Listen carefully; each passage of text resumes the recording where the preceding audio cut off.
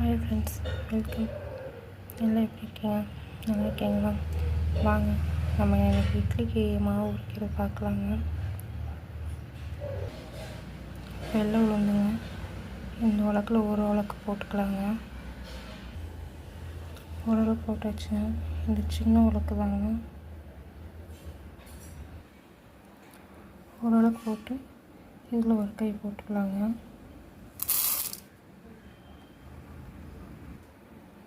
ஒரு கை இல்லைங்க, கொஞ்சம் தாங்க. அப்புறம் வெந்தயம் கொஞ்சம் போட்டுக்கலாம். இதை ஊற வச்சுக்கலாங்க. அடுத்து பார்த்திங்கன்னா நம்ம இட்லி அரிசி எடுத்துக்கலாம். இட்லி அரிசி இதில் 4 உலக்கு போட்டுக்கலாங்க.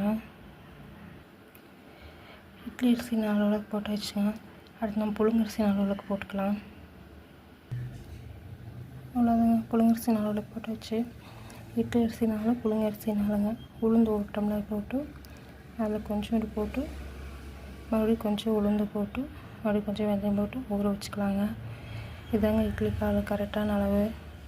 நீங்கள் இது கூட ஜவ்வரிசியோ இல்லை இட்லி சோயாவோ எதுவும் போட தேவையில்லை. இது மட்டும் போட்டு அரைச்சி இட்லி ஊற்றி பாருங்கள். இட்லி நல்லாயிருக்கும், அவ்வளோ சாஃப்டாக இருக்கும். இப்போ நம்ம இதை ஊற வச்சுக்கலாம். காலையில் ஊற வச்சுட்டு நீங்கள் சாயங்காலம் மாவாட்டினீங்கன்னா நல்லாயிருக்குங்க. அரிசி நல்லா ஊறி இருக்கும், இட்லி நல்லா சாஃப்டாக இருக்கும். நீங்கள் ட்ரை பண்ணி பார்த்துட்டு எப்படி இருக்குன்னு சொல்லுங்கள். மறக்காம சேனல் லைக் பண்ணுங்கள், ஷேர் பண்ணுங்கள், கமெண்ட் பண்ணுங்கள்.